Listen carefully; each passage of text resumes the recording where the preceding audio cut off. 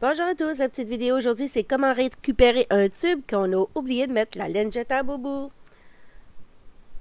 Donc on va récupérer la moitié de nos mailles. Et je descends à peu près 2 à 3 rangs après ma dernière ligne de points. Comme ça, si j'en ai perdu entre-temps, je vais les récupérer avec ma laine orange. Donc je récupère la moitié de mon point, de ma maille. Et là, on installe une lifeline, une ligne de sécurité. Je ne sais pas trop comment on écrit ça en français. Comment on appelle ça en français, si vous trouvez le nom. Juste me le placer en commentaire. Désolée que la petite vidéo n'ait pas été placée en même temps que celle-là de la version anglaise. Parce que je suis malade. Là, je suis descendue dans mon atelier aujourd'hui. Mon conjoint n'est pas là. Donc, j'en profite. Mais après, je vais me coucher. Donc, quand j'arrive au bout de ma rangée, mon rang, comme ça, voilà, je m'arrête juste là. Bon, là, maintenant, je vais décoller l'excédent que j'avais du haut. Je vais faire une petite boucle. Et je vais aller fermer mon tube.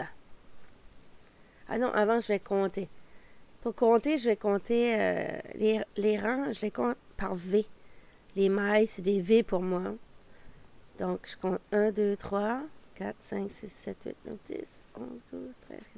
Je vais me rendre jusqu'à 85. Là, je vais vite, là. Je ferai une autre vidéo juste pour montrer étape par étape comment compter les rangs. Quand on compte, essayez de rester sur la même colonne, comme ça tu ne perds pas le compte. Et là, on va aller à 85 rangs.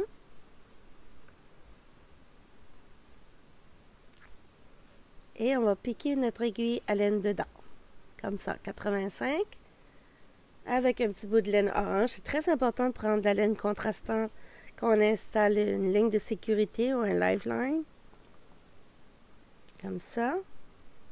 On peut se servir de ça pour, si maintenant on n'a pas envie de compter, on va tourner la manivelle toute la nuit, faire 2-3 balles une après l'autre. Après, on peut les diviser comme ça, faire nos bonnets,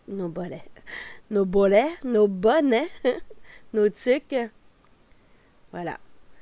Là, j'ai fait 85 rangs. J'aurais pu aller plus loin parce que mon tube était plus long. Donc, j'aurais pu faire un bonnet. Sinon, j'aurais pu faire un foulard. J'aurais pu faire... je sais pas trop. Il y a plein de choses qu'on peut faire avec la machine. Mais là, j'ai choisi de faire un bandeau twisté.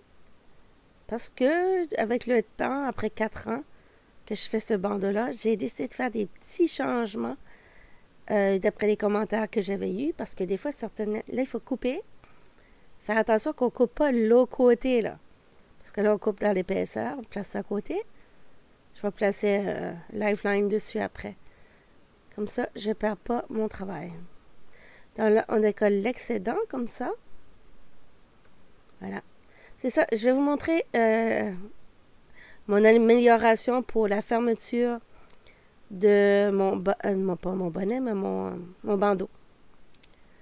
Donc, voilà, je décolle l'excédent, je tire. On place ce côté. Bon, là, j'ai fermé un côté. Je vais vous montrer comment je ferme aussi, ici. Bon, là, on va prendre le bout de laine jaune, on le met du côté opposé.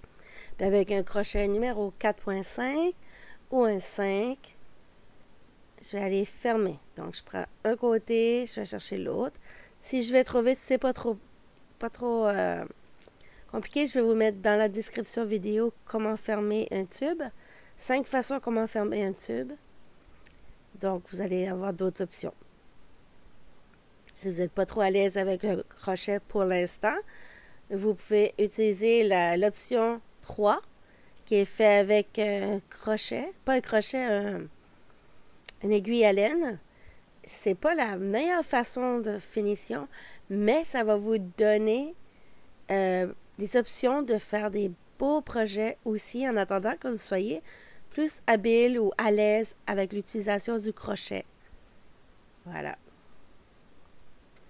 Donc, je continue et je fais attention de ne pas manquer aucune maille parce que sinon je vais tomber avec des mailles tombées. Comme ça.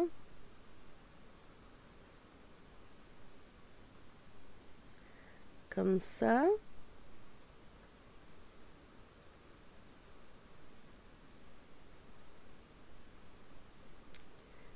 Là, j'arrive.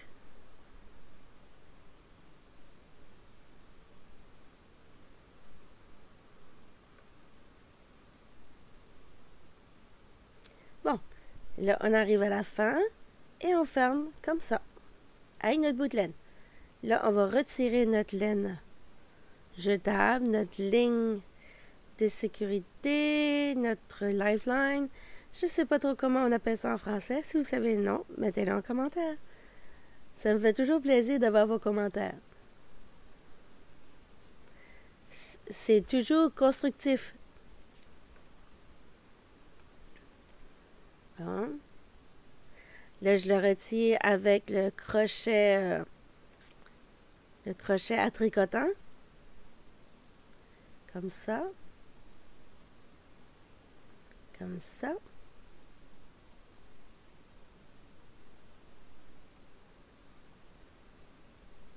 Comme ça.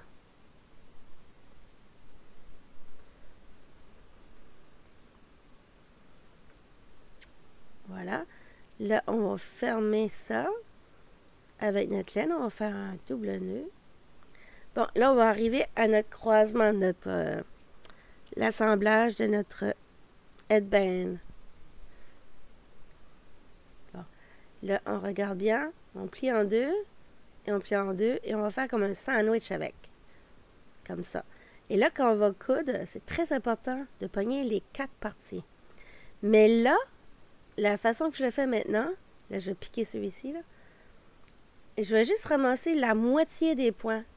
Là, vous ne le voyez pas tout de suite, mais vous allez le voir après. Je ramasse juste la moitié des mailles de chaque épaisseur. Là, vous allez le voir comme ça. Là, vous voyez mieux. Vous voyez, c'est juste les 4